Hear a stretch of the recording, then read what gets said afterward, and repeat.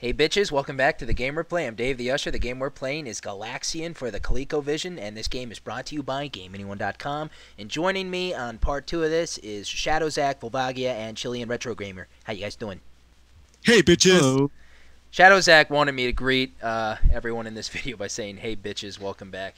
You didn't put much enthusiasm into it, man. Well, how would you say it, Zach? Hey, bitches, welcome back to the Gamer Play. I'm not Dave the Usher. Today, we're playing some Space Invader knockoff for some Atari 2600 knockoff. ColecoVision. Zach doesn't like this game or the ColecoVision. Zach, when was the last time you played Galaxian? I never played Galaxian. Galaxian. Okay, so we're gonna start. This game has novice, intermediate level, and advanced level. We're gonna pick advanced, and I'm gonna get my ass kicked really fast. Advanced. The hardcore. So, Retro Gamer, what is your experience with these fixed shooter games? Holy crap! What kind of fixed shooters? What's that? I have played pretty much the original versions of all of those games, of many of them, including Sax Space Invaders, Galaxian, Galaga, well, as many others anyway. Yeah, Galaga was the follow-up sequel to this game. Yep, that's right. And Galaxian had something that Sax Space Invaders didn't have at the time. Fucking color. Oh yeah, that's right. A lot more color there. I'm getting my ass kicked. Advanced mode's pretty hard. Zach, what about you? What kind of fixed shooters did you play back in the day? I played a lot of them on the Atari. I actually have a Space Invaders on my cell phone. Had it for the Game Boy. When I was like really young, I'm like thinking like 10 or 11. I had a friend whose older brother was like into making like homebrew games. He made a Space Invader clone and gave it to me. It was actually pretty decent. Any like arcade experience though, getting out? Yeah. I don't know the names of them. They're just like, generic fixed place shoot 'em ups. Yeah, there's like a lot in my mind that I can't remember the names of. But I didn't play a lot of them in the arcades.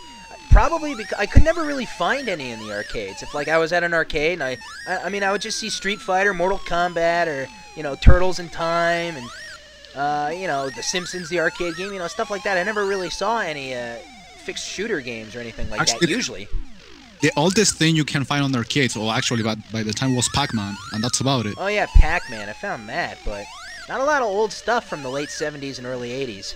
I played Galaga, I think, once on an arcade. Galaga.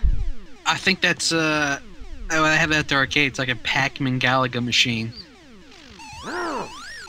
What about you, Volvagia? Over in Scotland. You don't really have arcades here. Well, they haven't since I was a kid anyway, so... You don't really have arcades over there? No, like, the oldest thing you're gonna find is maybe 1 or 2 but in Scotland or in the UK, but...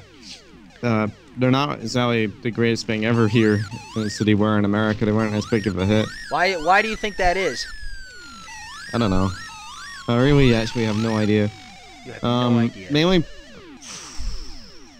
I don't know, it's like, it's a different culture, I suppose, back then, but nowadays I'm sure it would have taken off, but... There weren't enough games, there weren't enough arcade games about kilts. No. I'm just bashing on Volv again, like I always do. I love the arcade. Like, back in high school, I'd go there like once a month when I got paid. Me and my friends would just go and spend like 20, 30 bucks worth of quarters playing the arcades. Lucky you, man. Like, I used to see like arcades and stuff on the TV, and I always wanted to go to one, but it was never, there wasn't one here when I was younger, so it just sucked. Nowadays, arcades are... Oh, Jesus. I'm not really good at these fixed shooters. Arcades are really big in, bars nowadays, usually. They always have a couple in there. Yeah. Do they have any in the pubs over there? I mean, there's a few in general when it actually comes to just, standard machines, like, the driving machines and all that kind of stuff, but... hard mode is too hard. Yeah. There's not really fixed shooters other than, like, not Left 4 Dead, what am I saying? House of the Dead and, like...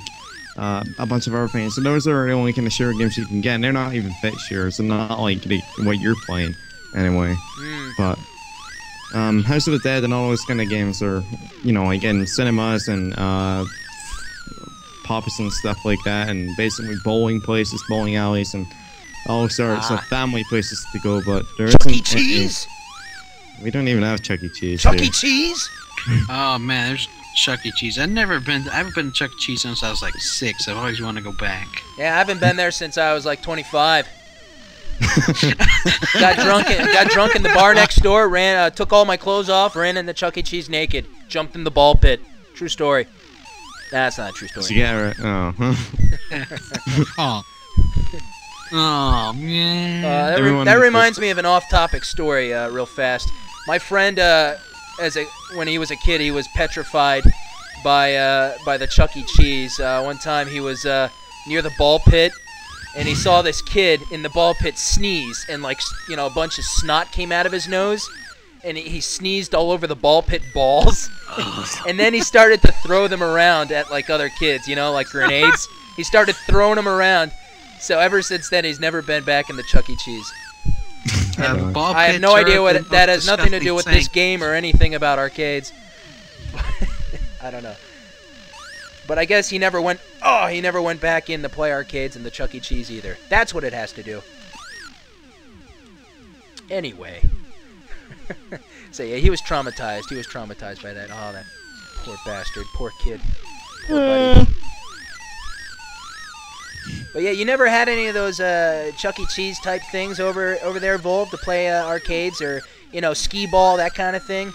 There's places that have those sort of like like table games and stuff like that, but never really arcade games or video games in a restaurant or like stuff like that. There wasn't really that much when it came to stuff like Chuck E. Cheese. Yeah, there's places. Sometimes they do have an arcade or two in a restaurant.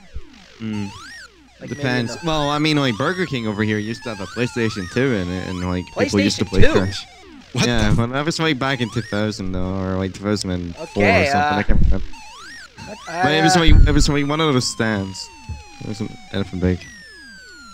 Not really familiar with that there. That's different. Oh man. Yeah. It was just Crash Bandicoot. It wasn't anything special. Crash Bandicoot. I'd like to do a gamer play on skee ball, but I think that would be a little hard.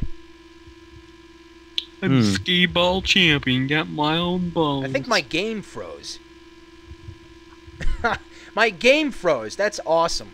yay! We're gonna have to unfreeze this asshole. Oh yeah, frozen game. Frozen game. Isn't that great? You know what pisses me off, guys? When you're playing one of these games and you're trying to get a lot of points, and you're getting all the points, and all of a sudden the fucking thing freezes. Now, that's gotta piss you off. Kinda.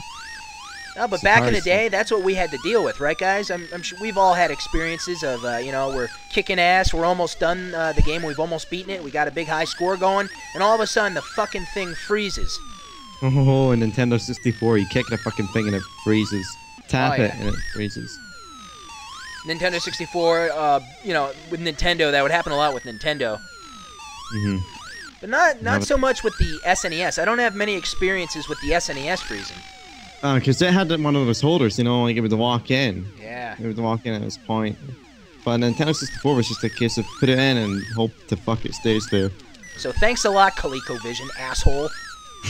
About power outages. Oh, wow. I keep forgetting it's on the ColecoVision and not the goddamn Atari. Hold on, I need to use the phone again. Dave, give me the controller.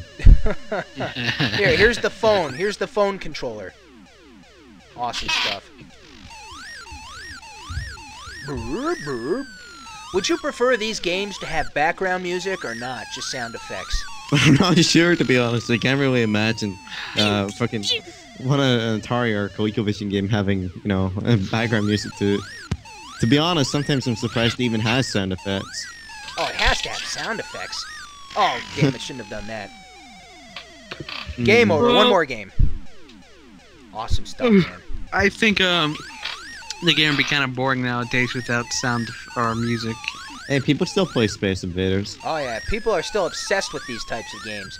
I remember, I was watching some stupid TV show where this guy basically goes in and buys old arcade machines, from around the country, and he went out and bought a Space Invaders machine for I think it was £1,000, which is $1,750. Sure. It's just Okay, I'll nuts. take your word on that. It's ridiculous. No, but that single machine is very rare here in this country, so I'm not surprised that it costs that much. Oh, well, people are still obsessed about getting high scores and all that.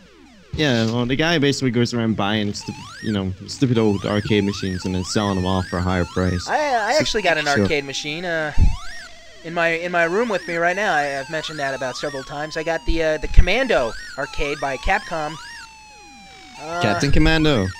Arcade Commando, yeah, right here in my room here, the cabinet and all. Got a pretty good price on it. I think it was like $175. Little wear and tear, but not that bad. Awesome stuff. Anyway, guys, real quick, any final comments about these fixed shooter games? They rock. They're fucking hard though. Awesome, man. They're the bastards. All right, guys, I want to thank you all for being with me. I'm Dave the Usher for the Gamer Play. I'll see y'all next time. I am out. Bye-bye. Bye, Dave.